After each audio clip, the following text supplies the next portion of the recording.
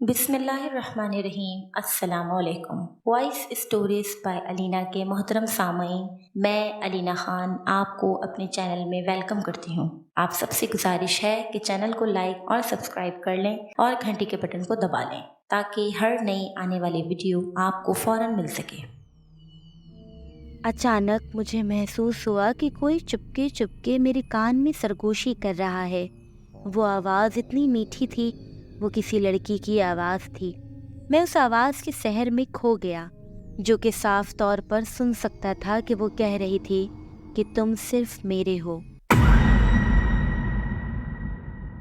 حقیقت پر مبنی عشق کے ہاتھوں مجبور روح کی حقیقت، جو اپنے محبوب کے لیے سرگرداں تھی۔ میرا نام سرفراز احمد ہے۔ میں نارتھ ناظم آباد کراچی کا رہائشی ہوں۔ یہ میری کہانی ہے جو کہ زیادہ تر حقیقت پر مبنی ہے۔ یہ ان دنوں کی بات ہے جب میری عمر تقریباً 12 یا 13 سال کی ہوگی۔ ہم لوگ ماڈل کالونی میں رہتے تھے اور میں ملیر کینٹ کے ایک گورنمنٹ اسکول میں 6ٹھی کلاس کا طالب علم تھا۔ چونکہ میرے والد ریلوے کے محکمے سے وابستہ تھے، اس لیے ان کو پاس ملتا تھا اور ہم بچے لوکل ٹرین کے ذریعے اسکول جاتے تھے، اور گرمیوں کی چھٹی میں زیادہ تر تیزگام کے ذریعے پنجاب گھومنے جاتے تھے۔ ایک مرتبہ ہم اپنی پوری فیملی کے ساتھ سیر و تفریح کے لیے پنجاب جا رہے تھے اور اے سی سلیپر کی پوری بوگی بک تھی۔ ٹرین اپنی پوری رفتار کے ساتھ بھاگ رہی تھی۔ امی اور چھوٹے بھائی بہن سب بے خبر سو رہے تھے۔ میں اوپر کی برتھ پر لیٹا بچوں کی ایک میگزین کا مطالعہ کر رہا تھا کہ اس سے میری زندگی میں ایسی تبدیلی ہوئی کہ پورے 30 سال کی عمر تک اس تبدیلی نے مجھے پریشان رکھا، اور ساتھ میں گھر والوں کو بھی۔ اچانک مجھے محسوس ہوا کہ کوئی چپکے چپکے میرے کان میں سرگوشی کر رہا ہے۔ وہ آواز اتنی میٹھی تھی اور کسی لڑکی کی تھی۔ میں اس آواز کے سحر میں گم ہو گیا، جو کہ صاف طور پر سن سکتا تھا کہ وہ کہہ رہی تھی کہ تم صرف میرے ہو، اور یہ لفظ بار بار دہرایا جا رہا تھا کہ اچانک میری امی نے آواز دی اور میں اس سحر سے باہر نکل آیا۔ انہوں نے مجھ سے کہا کہ تم اگر نہیں سو رہے ہو تو نیچے آ جاؤ اور میں اوپر جا کر تھوڑی دیر آرام کر لوں۔ میں نیچے آ گیا اور امی اوپر برتھ پر جا کر سو گئیں۔ میں کھڑکی والی سائڈ پر جا کر بیٹھ گیا۔ تھوڑی دیر خاموشی رہی، پھر وہی تکرار، وہی آواز۔ اب میں نے بڑی ہمت کر کے آہستہ سے سوال کیا کہ تم کون ہو اور سامنے کیوں نہیں آتے، کہ اچانک ایک سایہ میرے پاس سے گزر کر تیزی کے ساتھ آگے نکل گیا اور بند دروازے میں غائب ہو گیا۔ پھر دوبارہ میرے کان میں آواز آئی کہ کراچی میں ملاقات ہوگی، اور پھر میں بھی نیند کی آغوش میں چلا گیا۔ جب ہم لوگ گھوم پھر کر تقریباً 15 دن کے بعد واپس کراچی آ رہے تھے تو ٹرین میں پھر اسی آواز نے مجھ سے سرگوشی کی کہ بہت جلد ملاقات ہوگی، اور پھر خاموشی ہو گئی۔ پھر ہم بھائی بہن ایک دوسرے سے مذاق کرتے رہے اور یہ بات بھی میرے ذہن سے نکل گئی۔ کراچی اپنے گھر پہنچ کر وہی روزمرہ کی زندگی شروع ہو گئی۔ کچھ دنوں کے بعد اسکول بھی کھل گئے اور پھر میں بھی ہر بات بھول کر پڑھائی کی طرف لگ گیا۔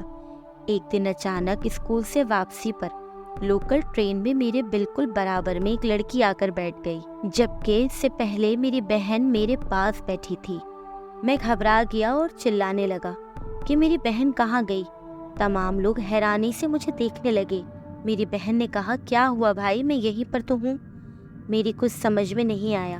خیر، پھر میں خاموش ہو گیا۔ ہم لوگ گھر آ گئے، کھانا وغیرہ کھا کر سو گئے۔ ہم لوگوں کے گھر کے اندر ہی ایک بڑا باغ بنا ہوا تھا، جس میں املی، پیپل اور آم کے بڑے بڑے درخت تھے، اور تقریباً 500 گز پر باغ بنا ہوا تھا۔ کیونکہ گھر بہت بڑا تھا اور ہم لوگ بہت ہی زیادہ تھے، یعنی 12 بہن بھائی اور امی ابو، یعنی کل 14 افراد پر ہماری فیملی مشتمل تھی۔ رات کے تقریباً 2 بجے کے قریب میری اچانک آنکھ کھل گئی اور مجھے لگا کہ کوئی میرے بستر پر موجود ہے۔ میں گھبرا گیا اور اٹھنے کی کوشش کرنے لگا، مگر ایسا محسوس ہو رہا تھا کہ میرے بدن میں جان نہیں ہے۔ پھر وہی آواز آئی، گھبراؤ نہیں، تمہیں کچھ نہیں ہوگا، تم پیپل کے درخت کے پاس آ جاؤ۔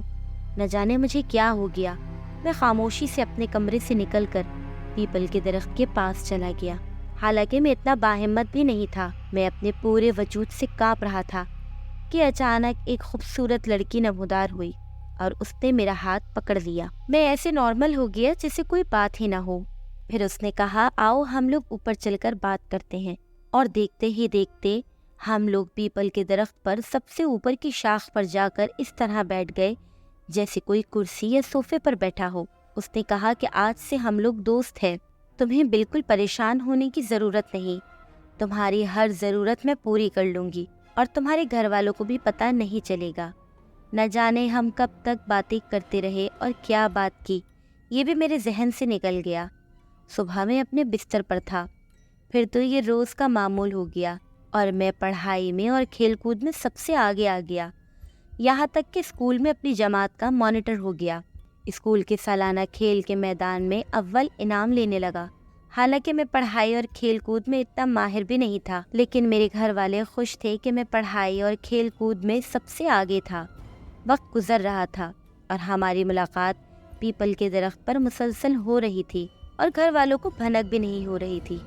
اب میرا خوف بھی دور ہو گیا تھا، اور میں رات کا بے چینی سے انتظار کرتا رہتا تھا۔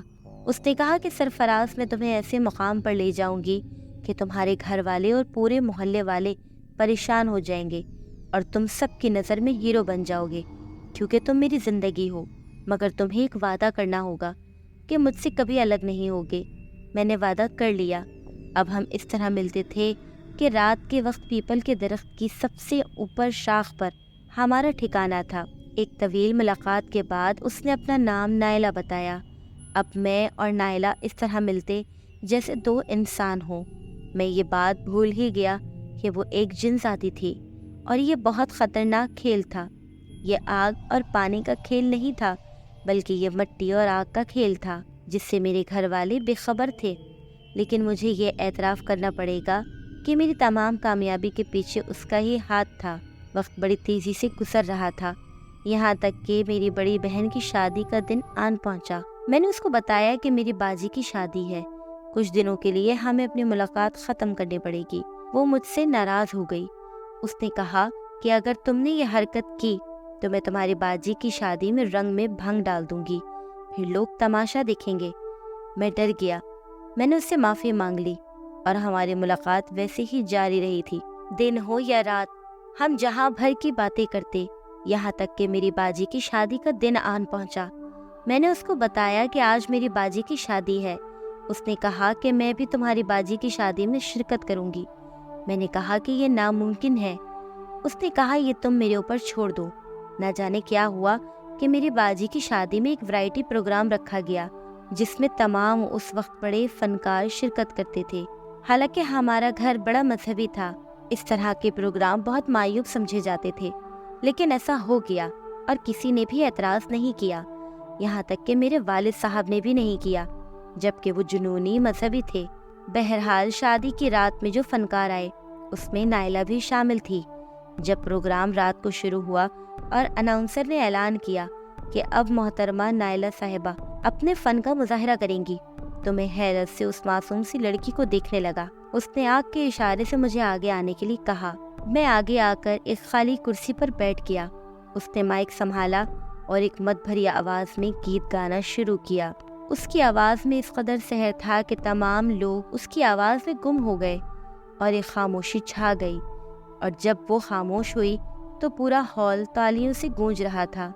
پروگرام کے آخر میں نائلہ نے مائک سنبھالا اور کہا کہ میرے ساتھ دلہن کے بھائی سرفراز بھی ایک گانا آپ لوگوں کو سنائیں گے۔ میں حیران پریشان ہو گیا کہ مجھے تو گانا کیا، بولنا بھی صحیح نہیں آتا۔ اس نے آنکھ کے اشارے سے مجھے تسلی دی، اور اپنے کانپتے ہوئے وجود کے ساتھ میں اسٹیج پر آ گیا۔